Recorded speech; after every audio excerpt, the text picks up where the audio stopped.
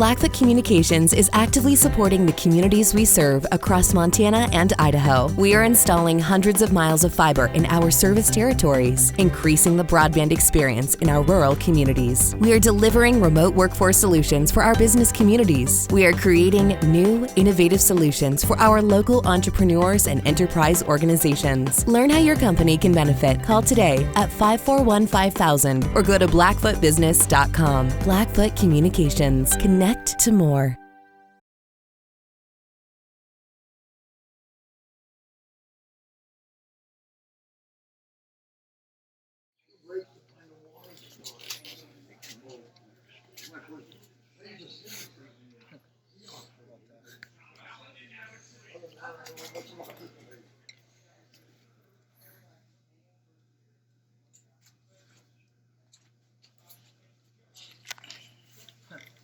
All right. We'll start with some opening thoughts from Coach and then open it up to questions.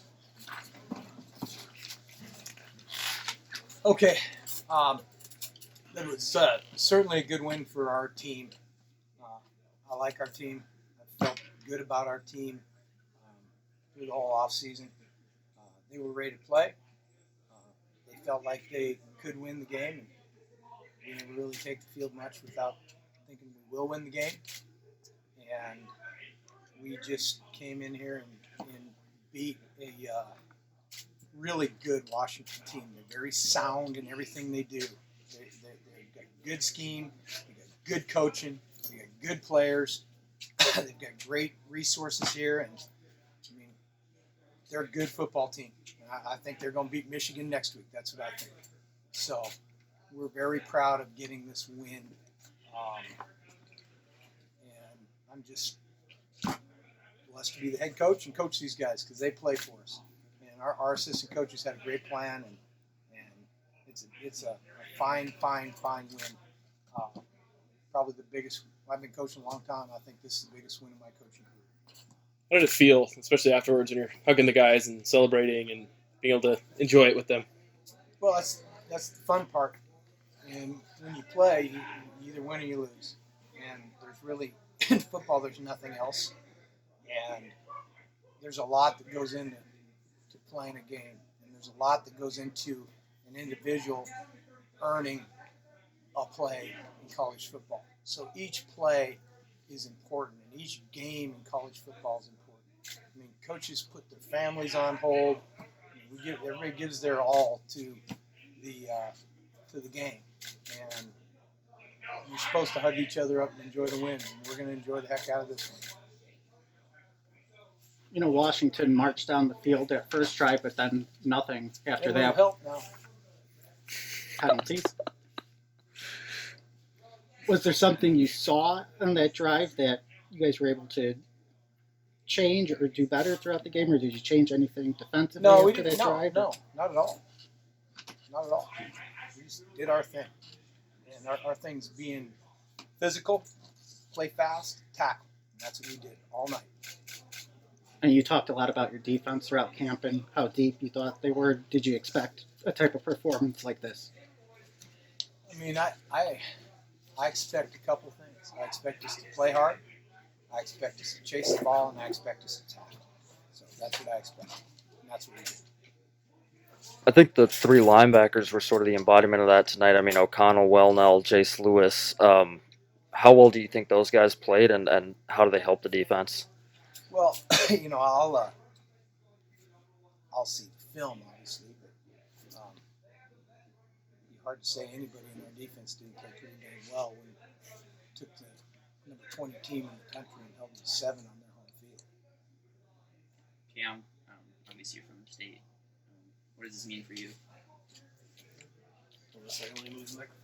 Oh, sorry, I got one microphone, guys. Move back. Yeah, no, it was awesome. This place is big time. It was surreal for sure.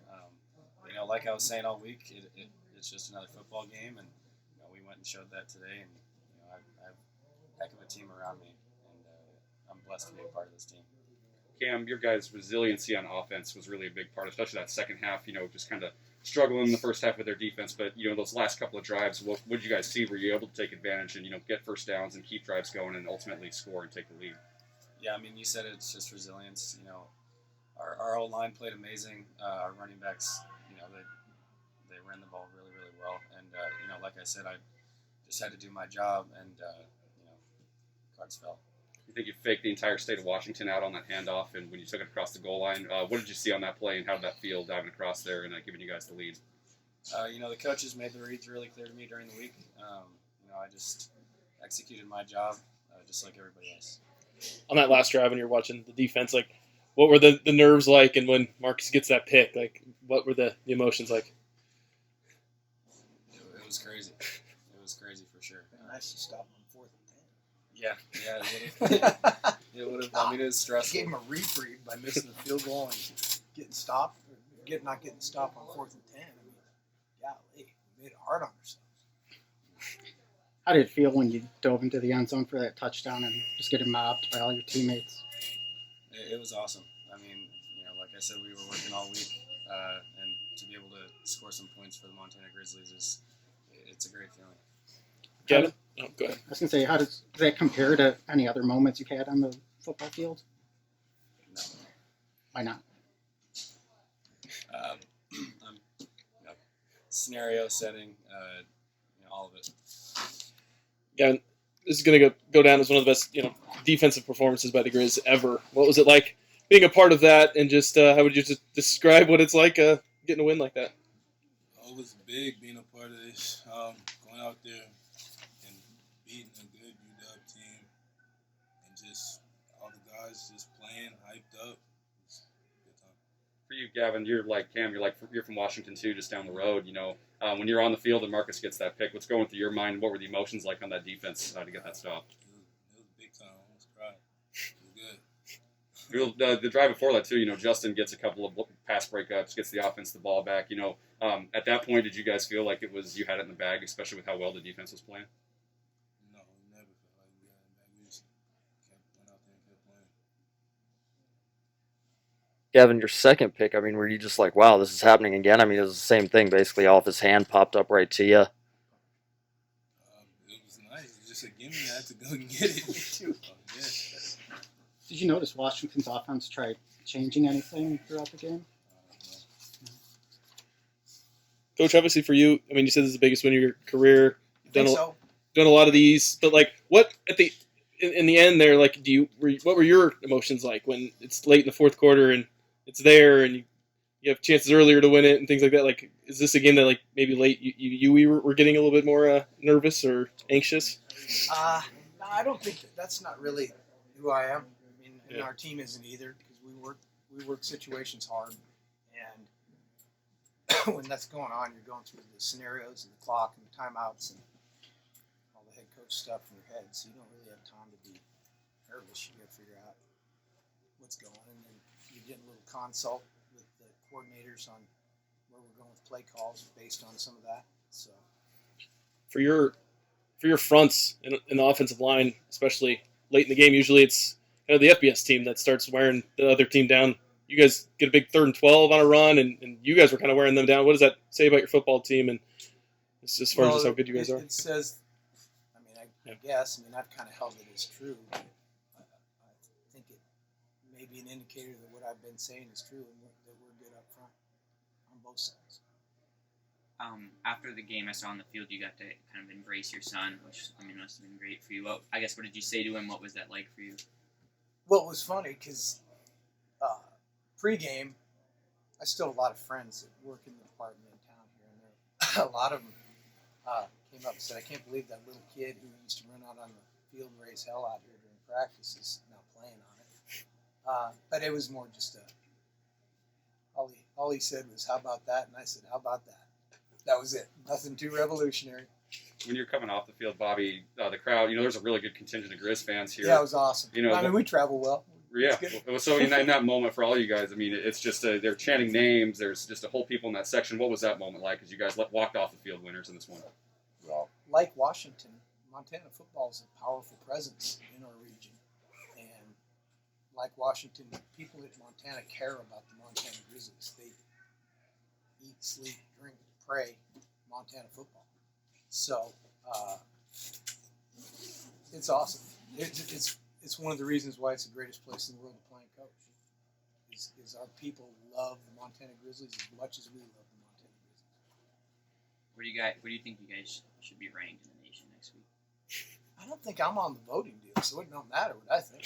If you voted, we got a lot of games. We'll be right where we need to be. Where would you vote us? probably top 3. Who do you think? It's hard to vote against North Dakota State and James Madison. Why? What'd they do today? That's a good point. I think they might have won. They hell didn't beat one of the best programs in the history of college football. All right, maybe I'll rank you guys at first. Thank you. Bobby, this is kind of a big picture thing, but these types of games, FCS teams beating FBS teams, are becoming more and more common. Now let's common might be the wrong word. Yeah, well, I would say let's differentiate a bit here. Okay. Okay, this isn't. I'm going to disparage another program if I say it, but this isn't Bemidji State now. This is the Washington Huskies. Okay, uncommon.